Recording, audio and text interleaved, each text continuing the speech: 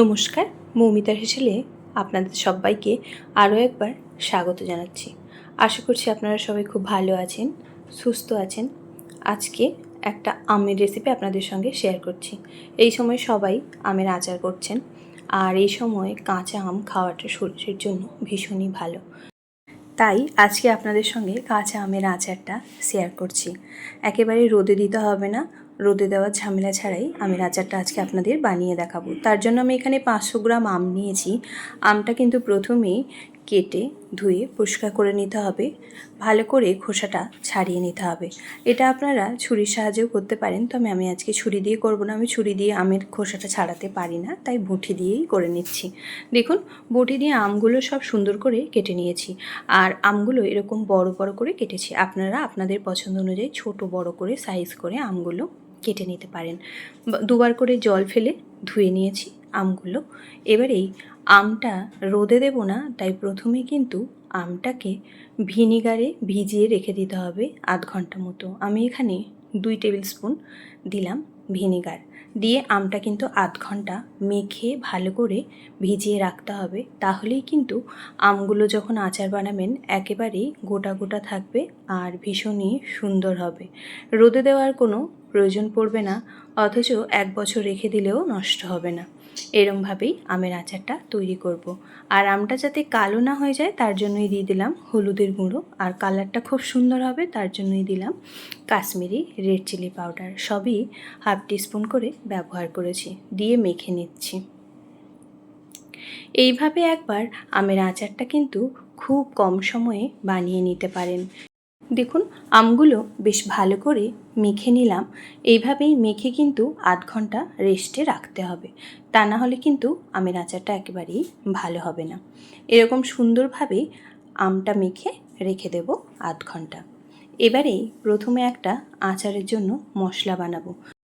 তার জন্যই দেখুন, একটা শুকনো ফ্রাইং প্যান বসিয়ে দিয়েছি, তার মধ্যেই কয়েকটা শুকনো লঙ্কা ছোট ছোট টুকরো করে দিয়ে দিলাম।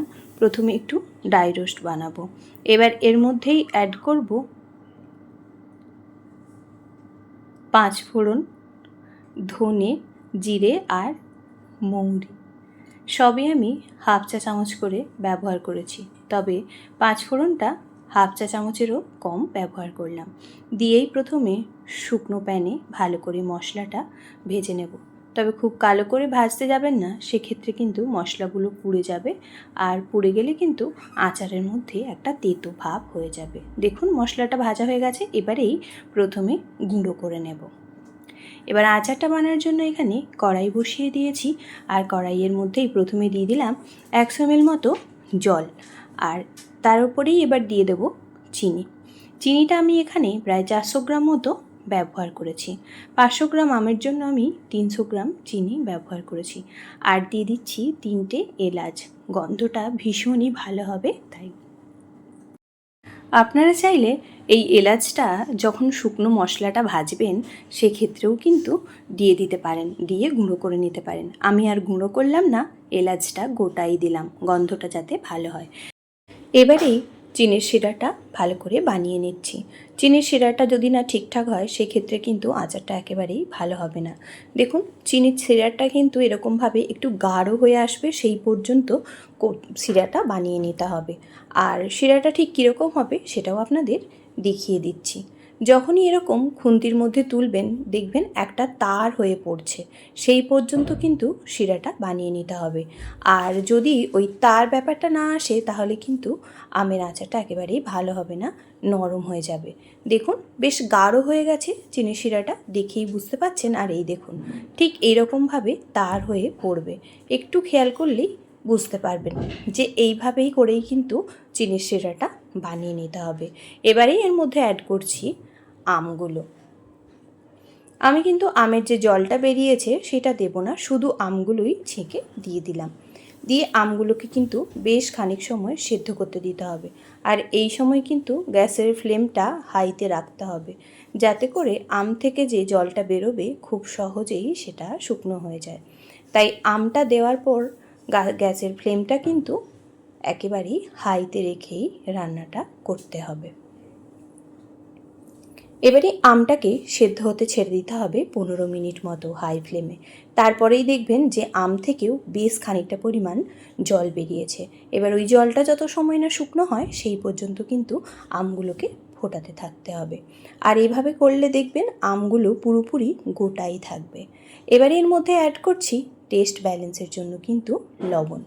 তবে যেহেতু মিষ্টি আচার সেক্ষেত্রে কিন্তু লবণটা অল্পই দেবেন। বেশি লবণ দিলে কিন্তু সেক্ষেত্রে আচারের টেস্টটা লবণাক্ত হয়ে যাবে।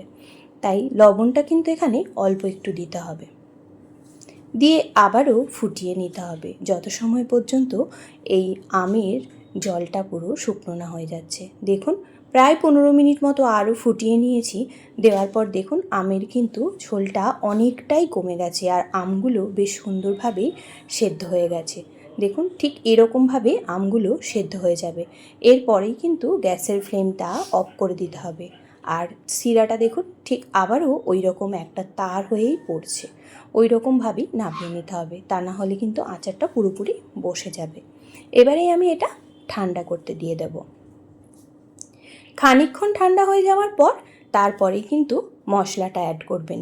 এই গরম অবস্থাতে কিন্তু মশলাটা দেবেন না, একটু পরে অ্যাড করলে সেক্ষেত্রে টেস্টটা বেশি ভালো হয়। দেখুন আচারটা কিন্তু অনেকটাই কমে গেছে আর আমগুলো কত সুন্দর একটা কালার হয়েছে। এইভাবে কিন্তু কাঁচা আমের আচার চট করে বানিয়ে নিতে পারেন। দেখুন ঠান্ডা করতে দিয়েছি আর এই সময় কিন্তু আমের ঝোলটা অনেকটাই মনে হচ্ছে, কিন্তু ঠান্ডা হয়ে গেলে একেবারেই বসে যাবে। এই সময় এর মধ্যে এবার আমি আগের থেকে যে গুঁড়ো করে রেখেছি মশলাটা তার অর্ধেকটা পরিমাণ দিয়ে দিলাম। যেই মশলাটা বানিয়েছি এটা কিন্তু 1 কেজি আমের জন্য একেবারেই পারফেক্ট। দিয়ে ভালো করে আবারও মিশিয়ে নিচ্ছি মশলার সাথে। মিশিয়ে নিয়ে পুরোপুরি ঠান্ডা করার জন্য 2 থেকে 3 ঘন্টা রেখে দিতে হবে। তাহলেই দেখবেন যে আচারটা একেবারেই পারফেক্টভাবে তৈরি হয়ে গেছে। আর এবারেই আপনারা সংরক্ষণ করতে পারবেন সারা বছর। দেখুন পুরোপুরি ঠান্ডা হয়ে গেছে। এবারেই আপনাদের দেখাচ্ছি কতটা সুন্দরভাবে আমটা ঠান্ডা হয়েছে আর আচারটা কতটা সুন্দর হয়েছে।